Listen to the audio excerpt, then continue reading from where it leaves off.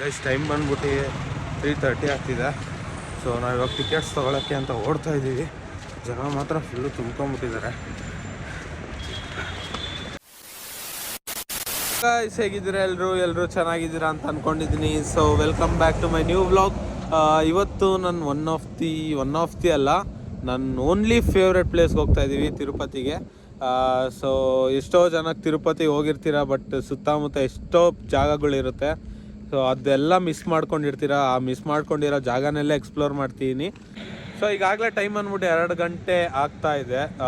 So ಈ roads ನೋಡ್ತಾ ಇರ್ಬೋದು, ಫುಲ್ಲು ಮಂಜಾಗ್ಬಿಟ್ಟಿದೆ. ರೋಡ್ ಮುಂದೆಗಡೆ ಗಾಡಿ ಪಾಸ್ ಆಗ್ತಾ ಇರೋದು ಗೊತ್ತಿಲ್ಲ, ಮುಂದೆಗಡೆ ಬರ್ತಾ ಇರೋದು ಗೊತ್ತಾಗ್ತಾ ಇಲ್ಲ. ಸೊ ಆ ಥರ ರೋಡ್ಸ್ ಬ್ಲಾಕ್ ಆಗಿಬಿಟ್ಟಿದೆ ಫಾಗಿಂದ. ನಾನು ಸ್ಪೆಕ್ಸೇ ನೋಡ್ತಾ ಇರ್ಬೋದು, ನಿಮಗೆ ಇದೇ ಎಕ್ಸಾಂಪಲ್ಲು.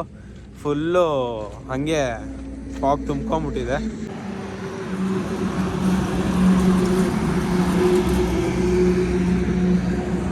ಸೊ ಗೈಸ್ ಇಲ್ಲಿಂದ ಇನ್ನೊಂದು 180 ಕಿಲೋಮೀಟರ್ ಸಮಥಿಂಗ್ ಏನೋ ಇದೆ. ಸೊ ನಿಮ್ಗೆ ಡೈರೆಕ್ಟಾಗಿ ಅಲ್ಲೇ ಸಿಗ್ತೀನಿ, ಬನ್ನಿ ಗಾಯ್ಸ್. ಒಂದೇ ರೋಡಲ್ಲಿ ಆಕ್ಸಿಡೆಂಟ್, ಲಾರಿನೇ ಉಲ್ಟಾ ದಬಾಕೊಂಡ್ಬಿಟ್ಟಿದೆ. 6.5 hours.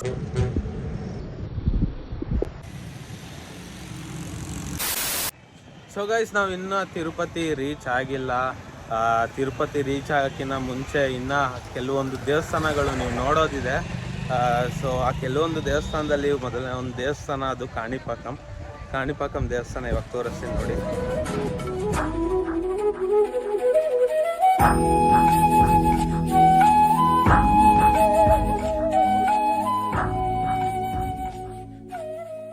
ದೇವಸ್ಥಾನದ ವಿಶೇಷತೆ ಏನು ಅಂದರೆ, ಈ ಗಣೇಶ ನೋಡಿ, ಈ ಗಣೇಶನ ಚಿಕ್ಕ ವಯಸ್ಸಿಂದ ನೋಡಿರ್ತೀರ, ಆದರೆ ಎಲ್ಲಿ ಸ್ಥಾಪನೆ ಇರೋದಂತ ಎಷ್ಟೋ ಜನ ಗೊತ್ತಿರಲ್ಲ.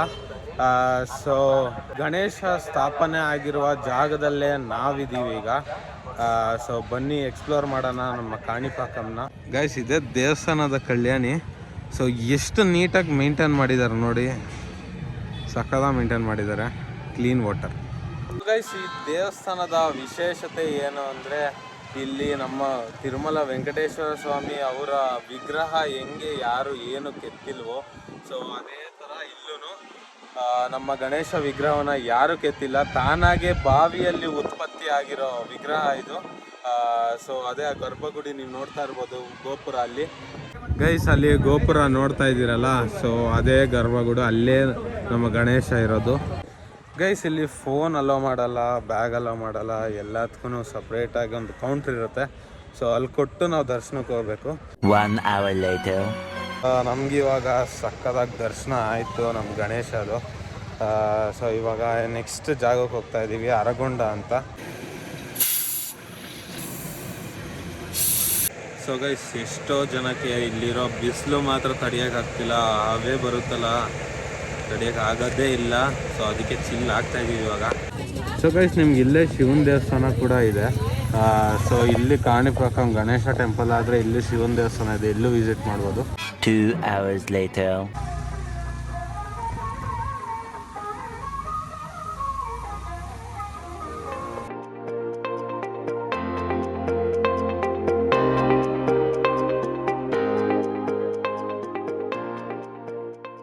ಗೈಸ್ ಇವಾಗ ಕಾಣಿಪಾಕಂ ದೇವಸ್ಥಾನ ಮುಗಿಸ್ಕೊಂಡು ಅರಗೊಂಡ ಅರ್ಧಗಿರಿ ದೇವಸ್ಥಾನಕ್ಕೆ ಬಂದಿದ್ದೀವಿ. ಸೊ ಇಲ್ಲಿ ಯಾವ ದೇವರು ಅಂತ ಹೇಳಿಲ್ಲ ಅಲ್ಲ.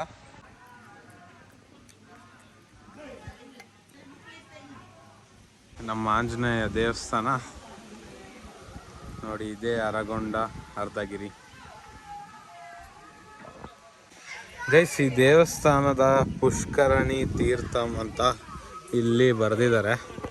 ಸೊ ಈ ನೀರಲ್ಲಿ ಎಲ್ಲರೂ ಕಾಲು ತೊಳ್ಕೊಂಡು ಹಾಗೆ ತೀರ್ಥ ಥರ ಕುಡ್ಕೊಂಡು ಹೋಗ್ತಿದ್ದಾರೆ. ಇಲ್ಲಿ ನೋಡ್ತಿರ್ಬೋದು ನೀರು ಬರ್ತಾ ಇರೋದು ಅಲ್ಲಿಂದ, ಪುಷ್ಕರಣಿ ತೀರ್ಥದಿಂದ ಇಲ್ಲಿಗೆ ಬರ್ತಾ ಇರೋದು ನೀರು.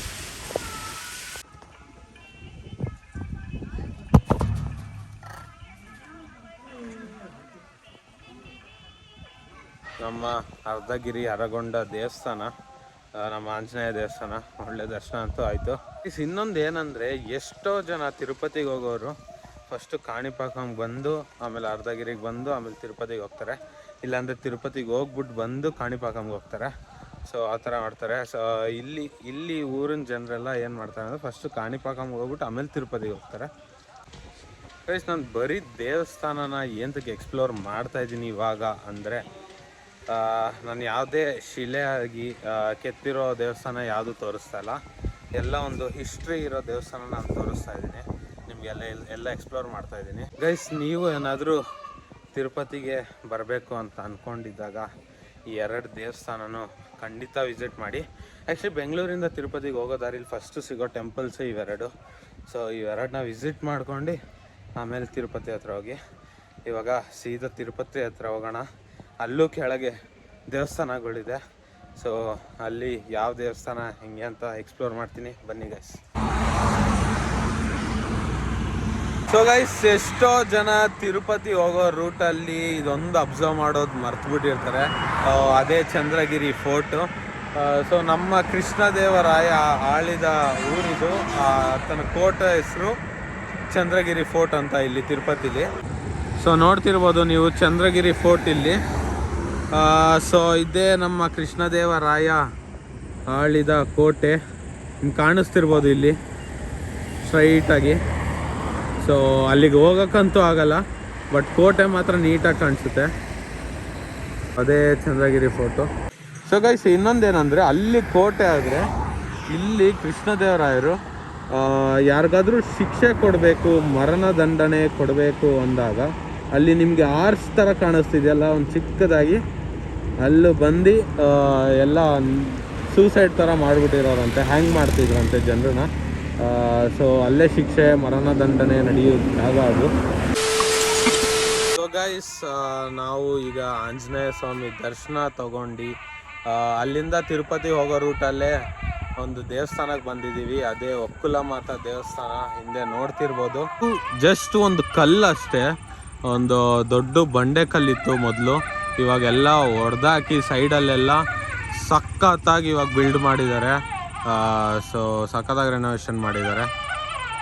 ಇವಾಗ ಜನ ಸ್ಟಾರ್ಟ್ ಆಗಿರೋದು, ಮೊದಲು ಯಾರು ಅಂದರೆ ಯಾರು ಬರ್ತಾ ಇರಲಿಲ್ಲ ಇಲ್ಲಿಗೆ. ಈಗ ಎಲ್ಲ ರೀಕನ್ಸ್ಟ್ರಕ್ಟ್ ಮಾಡಿ ಆದಮೇಲೆ ಎಲ್ಲ ಜನ ಎಲ್ಲ ಬರ್ತಿದ್ದಾರೆ. ಸೊ ಮೊದಲು ಯಾರಂದರೆ ಯಾರು ಬರ್ತಾ ಇರಲಿಲ್ಲ, ಬರೀ ಒಂದು ದೇವಸ್ಥಾನ ಅಂದ್ಕೊಂಡು ಸುಮ್ಮನೆ ಹೋಗ್ತಾಯಿದ್ರು. ಸೊ ಇವಾಗ ಗೊತ್ತಾಗಿದೆ ಎಲ್ರಿಗೂ ಯಾರು ಅಂತ. ನಡ್ಕೊಂಡು ಹೋಗೋದಕ್ಕೂ ಸಖತ್ತಾಗಿ ಜಾಗ ಮಾಡಿದ್ದಾರೆ.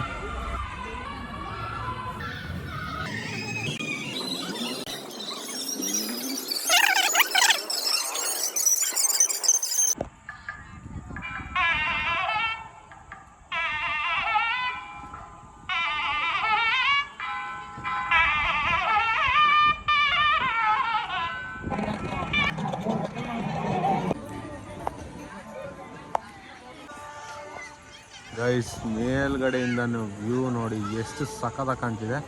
ಸೊ ಅಲ್ಲೇ ಬಂದ್ಬಿಟ್ಟು ನಮ್ಮ ತಿರುಮಲ ದೇವಸ್ಥಾನ ಇರೋದು, ವೆಂಕಟೇಶ್ವರ ಸ್ವಾಮಿ ದೇವಸ್ಥಾನ. ಅದು ನಾಳೆ ಬೆಳಗ್ಗೆನೇ ಹೋಗಬೇಕು.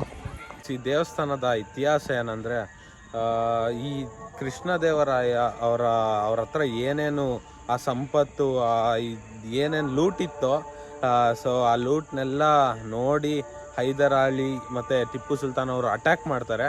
ಸೊ ಅಟ್ಯಾಕ್ ಮಾಡೋ ಟೈಮಲ್ಲಿ ಈ ದೇವಸ್ಥಾನದಲ್ಲಿ ಕೆಲವೊಂದು ವಜ್ರ ವೈಡೂರ್ಯ ಆ ಥರ ಇದೇನೋ ಒಂದು ಲೂಟ್ ಅನ್ನೋದು ಇರುತ್ತೆ. ಅವಾಗ ಹೈದರಾಲಿ ಮತ್ತು ಟಿಪ್ಪು ಸುಲ್ತಾನ್ ಅವರು ಈ ದೇವಸ್ಥಾನದ ಏನು ಸಂಪತ್ತಿರುತ್ತೋ ಅದನ್ನು ಕೂಡ ಲೂಟಿ ಮಾಡಿರ್ತಾರೆ. ಆವಾಗ ಈ ದೇವಸ್ಥಾನಕ್ಕೆ ಏನು ಬೆಲೆ ಇದೆಯೋ ಅದು ಆಟೋಮೆಟಿಕ್ ಕಮ್ಮಿ ಆಗಿಬಿಡುತ್ತೆ. ಸೊ ಅದಾದಮೇಲಿಂದ ಮತ್ತೆ ಈ ದೇವಸ್ಥಾನನ ಈ ರೀತಿ ರೀಕನ್ಸ್ಟ್ರಕ್ಟ್ ಮಾಡಿ. Day 2.